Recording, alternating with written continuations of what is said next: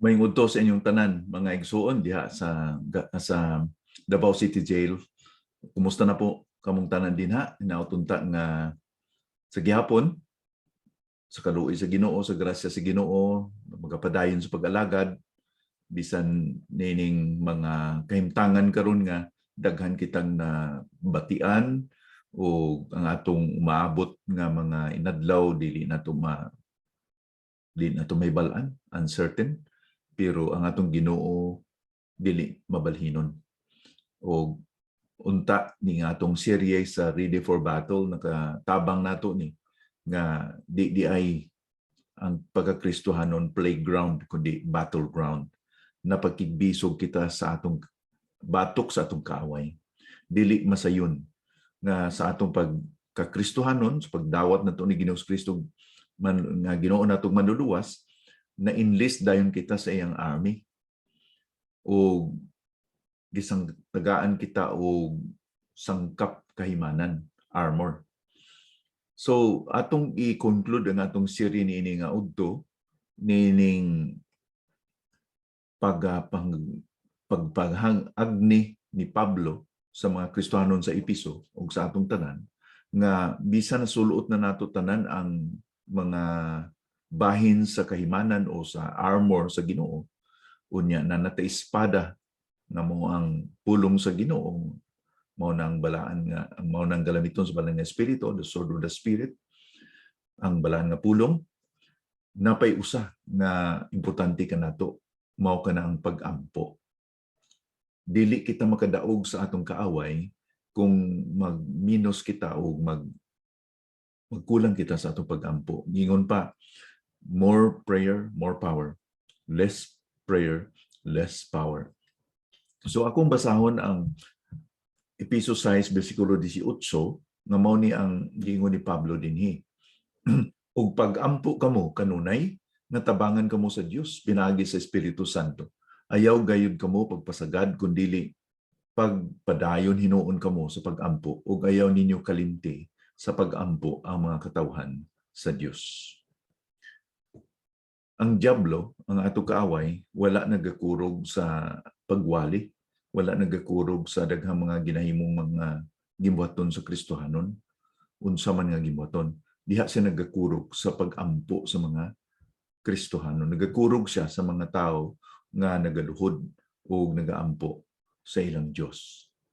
Ang atong mga pag-ampo, mo ni usa sa mga lisod nga disiplina or lisod nga bahin nga spiritual disciplines pa.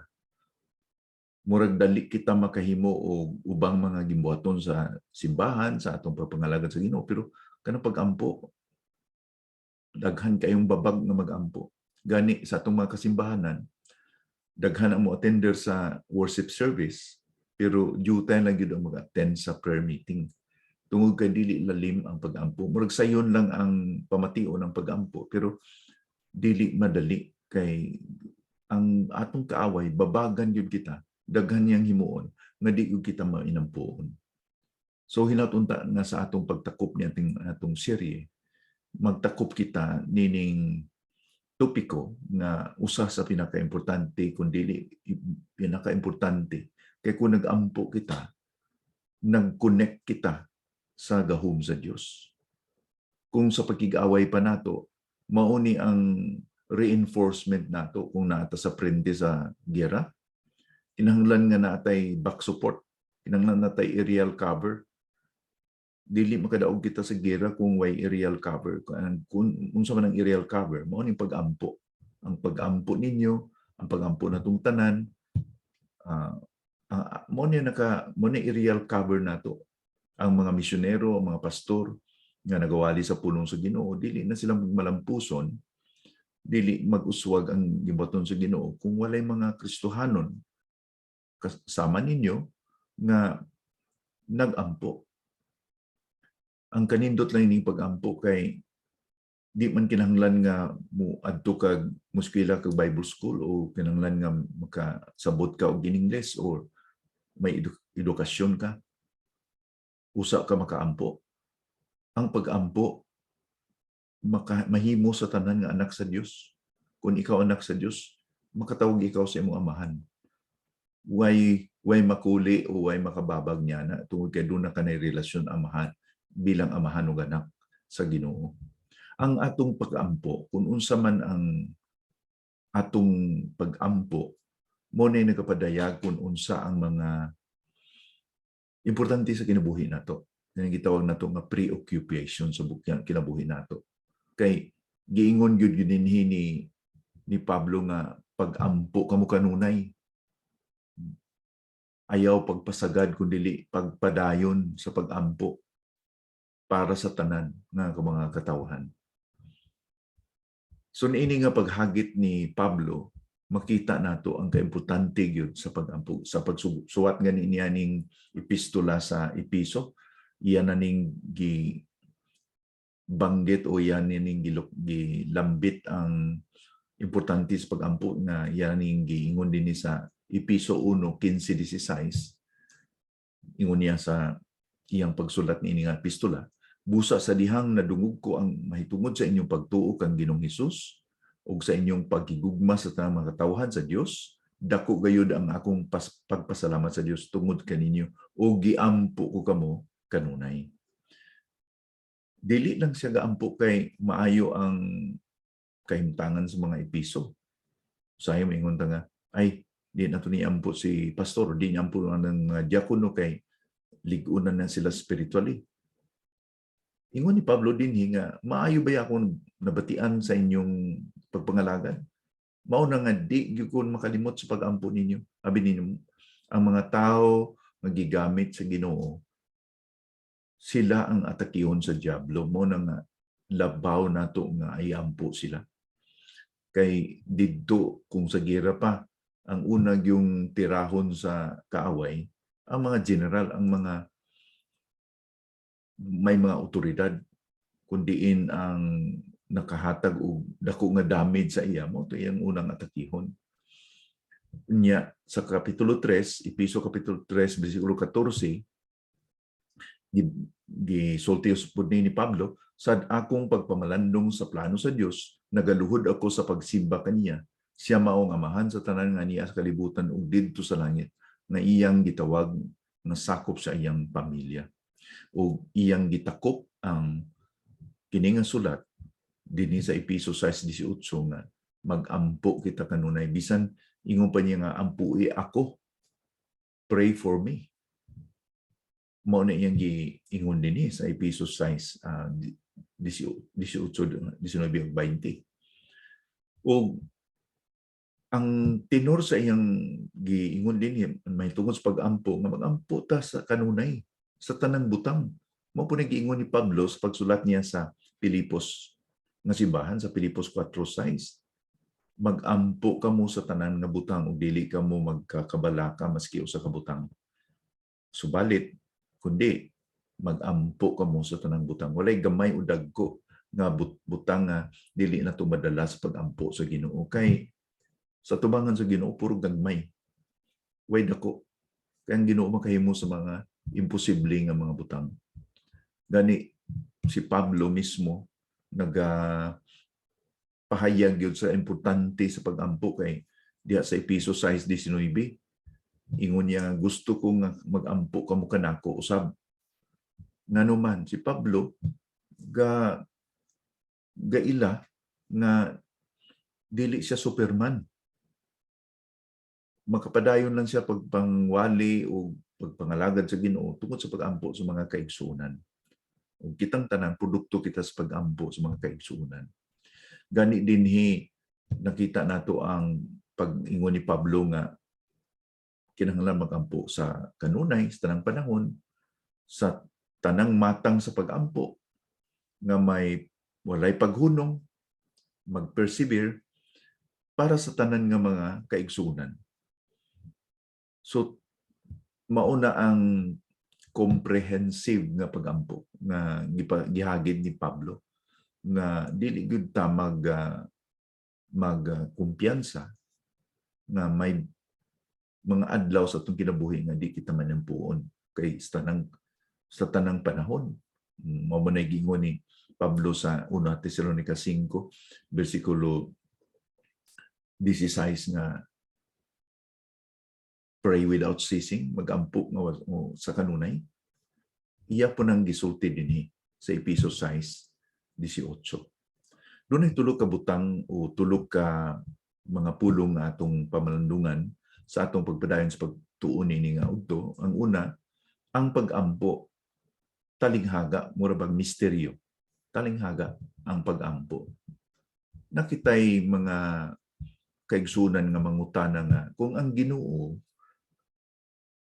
mao ni nagbuot sa tanan kung unsay mahitabo nga mag-ampo mamanta. Kung kaybaw na ang Ginoo sa atong panginahanglanon kung unsay mahitabo sa ugma kay wala may dili na nabalaan o dili niya kontrolar. Gitawag na nga soberenya sa Ginoo, sovereignty sa Ginoo. Ngano mag-ampo mamanta? Unya, pwede bang ang atong pag-ampo makabalhin sa pangunahuna sa Dios? Kung nabalaan na sa Ginoo nga mao ni ang mahitabo atong ampuan, pwede bang balhinon na sa Dios? So kini nga mga pangutana mo na usay nakahatag natong talinghaga ba? Ituluan kita sa Ginoo nga Ginoong Kristo nga kung mag-ampo kita. Gingnan kita ni Ginoong Kristo nga mag-ampo kamo, ihatag kanako ang akong panginahanglanon sa nini nga adlaw, di ba? Give us this day our daily bread. Ihatag kanako ang akong kalanon sa nini nga adlaw. Wa kita gitun-an gituduan ni Ginoong Kristo nga ihatag kanako ang akong kalanon sa tibuok tuig.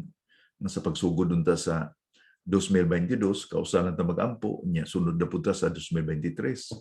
Gituduan gyud ta kada adlaw nga mag-ampo. Pero nabalaan ang Ginoo nga atong gikinahanglan, di ba? Pero nga mag-ampo man kita.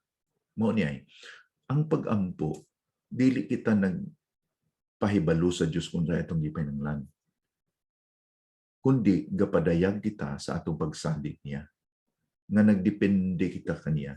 Nga ang atong pagtamod nga wa gyud kitay mahimo kung wala ang Dios. Diha nalipay ang Ginoo sa atong spirit of dependence nga nagpakita kita nga nagmasaligon kita niya. Ang gikasilagan sa Dios o dili gikahimutan sa Dios kanang independent nga espiritu nga makapadayon kita nga mabuhi kita nga walay Dios. Mo na nga kung tao may sweldo, di na magampo kay na may daghang bugas. Okay? Na may daghang kanon. Na may pundo sa bangko. Hindi na sa mga kalanon. So, ang mo ng wisdom o kaalam sa Ginoo nga gituluan kita nga mag-ampo kada gid adlaw. Kay di kita mo presume nga makapadayon kita sa atong pagkinabuhi nga Kristohanon kung di kita nagpakita sa ato dependence sa Ginoo. Ang Ginoo kay balo naman yun no sa unsay may tabo ugma o di sa mabalhinon. Dihay naay bersikulo diya sa Numero kapitulo 23 bersikulo 19 nga ingon dinha nga dili tawo ang Dios nga mamakak o mausab ang una-una. May gisulti ba siya nga wala niya buhata? May gisaad ba siya nga wala niya tumana? So mao ning mao ni ang mao ni nga kamatuoran pud giingon ni Santiago sa Santiago 1 bersikulo 17 nga ang atong Ginoo hingpit ug dili mabalhinon ug walay dili mabalhinon ng ato Dios. Pero sa panahon na si Abraham giingnan sa manugtunda sa mga anghel nga bininyo ang Sodoma ug Gomora ako among paggahukman ug kalayo. Unya ni balaan ni Abraham nga naa didto ang iyang pagmanggon nga si Lot. Nagampo siya, Ginoo. Kung may makita nga 50, 40, 20, 10 o napulo ka mga righteous, ang mga matarong, imo ba gyapong hukman?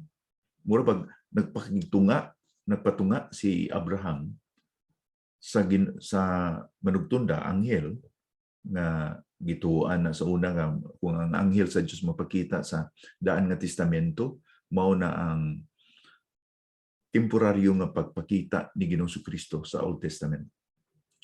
Okay, mao gitawag na nga theophanies, no? Temporaryo nga pagpakita sa Ginoong Kristo sa daan nga testamento. Mingon ang Ginoo nga dili na mo paghahukman. So nausab ba ang unang-una sa Dios? I don't think so. Dili nausab ang unang-una sa Dios. Kadili mabalhinon ang Dios. Ang nausab ang iyang dealings kundi nabalhin iyang character, no?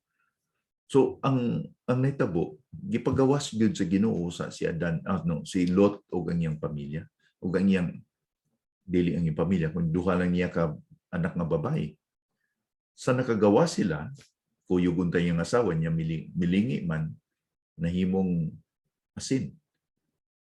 So usa nakagawas kay gibundot sa mga manugtunda sa mga anghel, gipugos kung sa diyang nakagawas siya, usa pa gihukman kay nakagawas na. So ang Ginoo dili mabalhinon. Mao niyang talinghaga nga ang pag-ampo, although nahibalaan na sa Dios, mag-ampo gyapon kita kay mao na atong papakita sa atong pagsalig nga nagdepende gyud kita sa Ginoo. Ay kung ingna nga ang usa ka Kristohanon nagpakita sa iyang pagkamasaligon sa Dios, niya nagkulang siya sa pag-ampo. Nga pagmata niya kada buntag, mudritso lang siya sa iyang gibuhaton nga di niya itugyan sa iyang gibuhaton sa Dios. Di kita mag-presume, di kita mag-assume. Kinahanglan nga magpanugyan gyud kita sa pag-ampo matag adlaw. Nya pagkagabi ipod, bago kita matulog, magpasalamat kita sa adlaw, magpasalamat kita sa pag-iyan niya kanato. Kada adlaw himuon gyud na nato pag-recognize, pag-ila nato nga nagakinabuhi lang kita one day at a time. So mauna ang una nga makita nato nga udto ang Ginoo di mabalhinon, pero giingnan kita sa Ginoo mag-ampo sa matag kanunay. Mag-ampo gani kita sa Ginoo nga siya mo supply og mga manugwali, di ba? Sa Matthew 9:38. Siya man ang Lord of the harvest. Ingon niya nga pag-ampo kamo nga ang Ginoo sa harvest, the Lord of the harvest, magpadala sa mga laborers. Kay daghan ang alanihon, dutay lang ang mag-aani. So, ang mga pastor, ang mga misyonero, produkto sila sa pag-ampo nato. So, mali una nato nga punto karon nga ang pag-ampo talinghaga or may pagka-misteryo, no?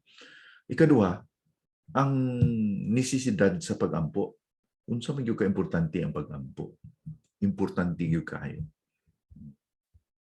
Ang pag-ampo absolute nga necesidad. Dili ni pwede nga di kita mag-ampo ka mahimo nga pareha sa pagginhawa nato. Ang atong pag-ampo parehas atong pagginhawa. Di kita mabuhi kung di kita mo ginhawa, di ba? Kay ang pag-ampo necesidad gyud kayo. Importante gyud kay diha kita nagapakita sa atong pagtuo sa ako nagingon. Sa Hebrehanon 11 bersikulo 6, kung walay pagtuo, imposible nga mahimaya nato ang Ginoo. Kay siya nga moadto sa Dios, kinahanglan nga magtuo kung kinsa siya, nga ug siya manog tubag sa mga nagapangita sa iya. Siya ang nagsaad nga magtubag sa atong pag-ampo, pero unsa man nato na pagpakita nga kita nagsalig kaniya sa atong pagkamaniyampuon. So ang pag-ampo importante gyud kaayo. Nya mao ning pag-ampo nga nakakonek nato sa Ginoo. Ang pakig-away nato sa ako panggiingon, kung naa nga nakita sa pakig-away niya di nato kaya tawag tag reinforcement. So makita nato nga ang aerial defense, ang aerial nga cover, basta mag-ampo na ganita, doon nakita aerial cover nga dili na masagang sa diablo na, basta may inampuon ng Kristohanon. Gitagaan kitag access sa gahom sa Dios, dili mawala ng koneksyon nato. Ang nakaputol lang sa koneksyon nato sa Ginoo ang kasalanan. Ingon pa sa Salmo na 59, ICS 52 bersikulo 2 nga kung doon na kita kasalanan, dili na kita nakakonect sa Ginoo. Salmo 66:18, kung doon na kita kasalanan sa atong kasing-kasing, dili magpamati ang Diyos kanato. So, yan lang mangumpisar kita nga, atong ipangiyo ang kapasaylo ang atong mga kasalanan para makonect kita sa Ginoo. Nga panahon nga kinanglano na to, doon ay real cover nga kay balo kita nga Ginoo na kay makaampo man kita. Si Ginoong Jesucristo nakasabot gayud sa importansya sa pag-ampo kasi siya mismo may inampuon sa Marcos 1:35. Sayo sa buntag may lakat siya sa usa ka awaaw nga dapit ug didto siya nagampo. Batasan niya ang pag-ampo. Bisan gani sa Juan 17, mo ning gitawag nga high priestly prayer ni Ginoong Jesucristo. Nag-ampo siya para kanato nga iyang mga kaanakan. O sumada pod ang iyang pagkamainampuon sa nagsulat sa Hebrehanon kapitulo 5 bersikulo 7 nga giingon dinha sa dihang dinhi pa si Jesus sa kalibutan, nagampo siya og naghilak gayud nga nagpakiluoy sa Dios nga makaluwas kaniya gikan sa kamatayon. Ug tungod kay siya mapainobsanon ug matinumanon, gitubag sa Dios ang iyang mapagampo. Hasta karon naa siya sa tuo sa Amahan, nagampo pagyapon kanato. Hebrehanon 7 bersikulo 25. Bisan sa Hebrehanon 4 bersikulo 14 hangtod sa 16. Siya ang atong taas o halangdon nga saserdote, high priest, nga nagalingkod sa tuo sa Amahan, nga nagaampo kanato. He ever keeps intercession towards us. Mo nagingon sa Biblia. Pangaliupo para sa iyang mga kanakan. Importante ni Ginoong Kristo ang pag-ampo. How much more sa tuwa? Labi na gyud sa tuwa. Sa ako nang giingon, mao ning giingon ni Pablo nga pray without ceasing, mag-ampo sa kanunay. Sa 1 Tesalonica 5:16, kay necesidad yun, importante yun ang pag-ampo. More prayer, more power. Less prayer, less power. Unya, ang katapusan nga pinulungon nga itong consider, no? Mystery, necessity, activity. Ang aktibidad sa prayer, unsa may nahilambigit sa pag-ampo nga insakto. So, ang giingon din sa Episo 6:18 nga praying at all times in the Spirit, mag-ampo kita sa tanan nga panahon, dinha sa Espiritu. Importante ka ng dinha sa Espiritu, in the Spirit. Maula ni ang postura nga ang atong pag-ampo epektibo kung gitultulan kita sa balaan nga espiritu. Di bali kung unsay nagalingkod ba ta, nagaluhod ba kita, nagatindog ba kita. Ang importante, ang ato pag-ampo ginatultulan ba kita sa balaan nga espiritu. Dili sa atong kaugalingon ng kailibgon. Abi ninyo may mga nag-ampo. Daghan man tao mag-ampo pero dili tubagon sa Ginoo kay mo ning ingon ni Santiago sa Santiago kapitulo 4 nga nag-ampo kamo amis or nag-ampo kamo nga lawas nun ang inyong dili kamo nag-ampo sa eksakto nga sa inyo kasing-kasing. Tungod kay gusto ninyo maangkon kini inyong giampo para sa inyo kaugalingon kailibgon, fleshly kailibgon, dili ginatultulan sa balaan nga espiritu. Ang pag-ampo nga epektibo batok sa ato kaaway kanang pag-ampo nga kay balo kita gitultulan kita sa balaan nga espiritu. Abi ninyo ang balaan nga espiritu siya gyud ang gagamit sa balaan nga pulong nga espada ug siya usab ang nagatudlo kanato unsaon nato pag connect sa Ginoo aron do na kita air cover sa panahon sa ato kalisod nga atakihon kita sa diablo. Gingnan kita sa Juan Kapitulo 4 nga mag-abot ang panahon nga ang atong pagsimba sa Espiritu o sa kamaturan. The Spirit. Mo nang role sa Holy Spirit. Dili lang kita magtuduan sa akong pagsimba, kundi ginatuduan kita usab na mag-connect sa Ginoo sa pag-ampo. Kay nga naman, may babala si Pablo sa Roma 8, versikulo 6, na hinungod sa pag-ampo nga dili ginatultulan sa balang ng Espiritu. Kay kung dili sa balang ng Espiritu, unod nun. Roma 8:6. Ang mga tao nga nagasunod sa ilang tawhanon nga kinaiya dili gayud makalipay sa Dios. Apan kamo dili na ilalom sa gahom sa inyong tawhanon nga kinaiya. Kay kun ang Espiritu sa Dios nagapuyo diha kaninyo, gigamhan na kamo sa Espiritu. Ang tao nga wala diha kaniya ang Espiritu ni Kristo, dili iya ni Kristo. So inunduman nato na naan ang balang Espiritu kanato kung kita nagadawat ni Hesus Kristo sa tinuuray gayud.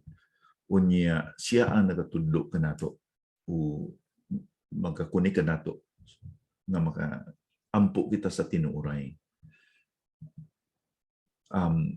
Sa dinhi sa Roma 8 versikulo 15 hangtod sa 17, basahon ko kini kay mauni ang role sa Holy Spirit sa imong kinabuhi o sa akong kinabuhi. Kaya ang Espiritu nga inyong nadawat wala naghimo kaninyo nga mahadlokon sama sa inyong gibati kaniadto sa dihang mga ulipon pa kamo. Inuon naghimo kini kaninyo nga mga anak sa Dios karon pinaagi sa Espiritu Santo makatawag na kita sa Dios nga Amahan. Kanindot nga pribilehiyo no. Tungod sa balaan nga Espiritu nga naa kanato, makatawag na kita sa Ginoo nato nga atong Amahan. Kita iyang mga anak. Sa akong nag-iingon sa unahan nga, kining pag-ampo, napakasimple. Di kinanglan nga may dukar ka o doon na kay dako nga kay balo sa Biblia. Ang kasinatian lang yun nga, ikaw anak, siya atong Amahan, makaampo na kita. Makatawag na kita sa atong Amahan o makaampo na kita kaniya. Versikulo 16. Ang Espiritu Santo uban sa atong espiritu mao ang nagapamatuod nga kita mga anak sa Dios. Ug tungod kay kita mga anak na sa Dios, mga manununod kita sa mga butang nga gitagana sa Dios alang kanato. Mga manununod kita kauban ni Kristo. Kay kun nagantos kita karon sama sa pagantos ni Kristo kaniadto, moabot ang adlaw nga pasidunggan usab kita kauban kaniya. So kanindot sa atong relasyon sa Ginoo pinaagi sa presensya sa balaan nga espiritu. Mao ni nga ang pag-ampo kinahanglan gyud sa pagpailam lamang sa pagtultol sa balaan nga espiritu kay gisagop na kita sa pamilya sa Dios. Makatawag na kita sa atong Amahan sa langit nga ato gyud nga Amahan. Gani kanang gitudlo ni Hesus Kristo nga pag-ampo sa Matthew 6 nga kung mag-ampo kamo sama niini Amahan namo nga nasa langit, matuman ang imong ngirian. Kana nga pag-ampo. Di yun na angay ampo kundi anak sa Dios. Kay di man ka makatawag nga Amahan sa Dios nga Amahan kundi ka tinuod nga anak. Mahimong epektibo lamang ka nga pag-ampo sa mga tao nga iya gyud sa Dios, mga anak sa Dios. So, ang atong pag-ampo, mauni ang ang indikasyon o ang pagpamatuod nga nay kinabuhi ang tao, ang pinitik sa iyang pulso. Kung nay pinitik sa iyang pulso, buhi pa ang tao. Maupod kini ang pulso sa ato espiritu. Kung ang tao kabalo mag-ampo sa Ginoo o madasig sa pag-ampo, may kinabuhi siya nga balaan na to nga may kinabuhi siya kaya nay pinitik sama sa pulso sa isa ka tawo nga buhi. kung ang atong relasyon sa Ginoo dili nakadasig ka nato nga magampo kaniya, dunay question gamay nganuman nga di man ka mahagit o madasig sa pagdangop sa imong amahan kung tinuray ka nga anak sa Dios. Kaya ang usa ka bata may nangop gyud sa iyang ginikanan, di ba? Kasama usab sa atong pagkaanak sa Dios. Gawas lang kung ang bata may kasalanan batok siyang ginikanan. Mo na kung giingon, kung doon na kita kasalanan, mo na nakababag kanato nga dili kita makaampo. So kinahanglan yun na magpapuno kita sa balang nga espiritu. Magpakontrolar kita sa balang nga espiritu. Ingon pa diya sa Efeso 5 versikulo 18. O magpapuno po kita sa pulong sa Dios kay mo na hinagiban, mo na espada sa balang nga espiritu. Kining tulo mo ni ang offense, kining duha, no? Balaan nga pulong ug ang pagampo mo ni ang offensive weapon batok sa mga kaaway. Di lang kita magpanagang na nakita helmet, breastplate, taming, kana nga mga bahin sa ato armor, importante kayo na. Kinahanglan to nga may offensive weapon kita. Nakita espada, pulong sa Dios, ug air cover, pagampo. Ug ang pagampo sa ngalan ni Ginoong Kristo mo ningingon na sa Juan 16:23 nga kung mangayo kamo sa akong ngalan, pagatubagon ko kamo. Sa Juan 16:23. Nga naman nga sa pangalan magini Ginoong Kristo. Mao na kung magampo kita, naagi mabatian nato na in Jesus name din. Amen. Kanang in Jesus name, dili na nagpasidaan nga matapos na pagampo mo nang magandam na kita kay matapos na sa pagampo kundi sa pangalan, sa otoridad, sa gihimo ni Ginoong Kristo sa cross, sa iya lang yun nga siya ang dahilan, siya ang rason nga tubagon kita sa Ginoo. Dili sa atong kaayo, dili sa atong pagkamayong laki. Diha gyud kay Kristo. Kay siya ang nagpatiliwala kanato, di ba? Wala na ibang nagpatiliwala kanato sa Dios gawas kang Ginoong Kristo mo na nga sa iya kita, sa iyang otoridad. May istorya man yung una nung may usa ko nung katao nga gusto mo bisita sa presidente sa Amerika. Unya, di man siya pasulod sa sekretarya kay wa man siya appointment. So, naglingkod lang siya dito. Importante kayo yung tuyo sa presidente pero wa man siya appointment, di siya pasulod sa opisina. Daghan pang mga kwarto agyan niya usa pa siya makaabot dito sa opisina sa presidente. So, guul kayo siya, naglingkod siya sa gawas sa White House ng Malacanang sa Amerikano, yung White House. Nakitaan siya sa kabata nga nagkinuktok na guol. Giduol siya. Sir, kung may natabo ni mo, sir. Sa nga, tulad kung mag-istorya ko sa presidente, dahil niya, di man ko pasudon sekretarya, kaya wala ko appointment. O di ay, gusto kayo mag-istorya sa presidente. Kuyog lang ka na ako, gihawiran niya ang kamot sa bata, ang kamot niya, milakat sila, misuod sa kwarto, agi lang sa sekretarya, wa siya gibali, sulod sa kwarto, hangtod niya apot dito sa pisina gyud sa presidente. Unya ang babae mingon, Daddy, ako ni siya nakitaan, gusto makikistorya nimo. What's the moral of the story? Di siya makasulod ang makaistorya sa presidente kung wa siya giguyod sa iyang anak sa presidente. Katuding batang babae, anak din sa presidente sa Amerika. Nga naman mga tuwagon ng atong pag-ampo sa Ginoong Amahan. Tungod ka na sa anak nga maoy nagtubos nato. Maoy naghatag ka nato og katungod. Tungod sa iyang gihimo dito sa cross. So hinatunta nga sa atong pagtakop nini nga serye, magtakop kita nga may dako nga pagdasig kanato nga magmaynampuon kita. Dili lang kita magsulot sa tanang nga kahimanan sa pagkig-away nato, belt of truth, no, bakos sa sa kamatuoran, breastplate of righteousness, taming sa pagkamataro, shield of faith, taming sa pagtuo, helmet of salvation, helmet sa kaluwasan, sapatos nga nagapadayag sa gospel. Kini importante ni tanang nga mga defensive nga armor. Doon na po tayo espada nga mo ang pulong sa Dios, espada sa balaan nga espiritu. Maglabaw sa tanan, doon na tayo air cover ang pag-ampo. Magmainampuon kita.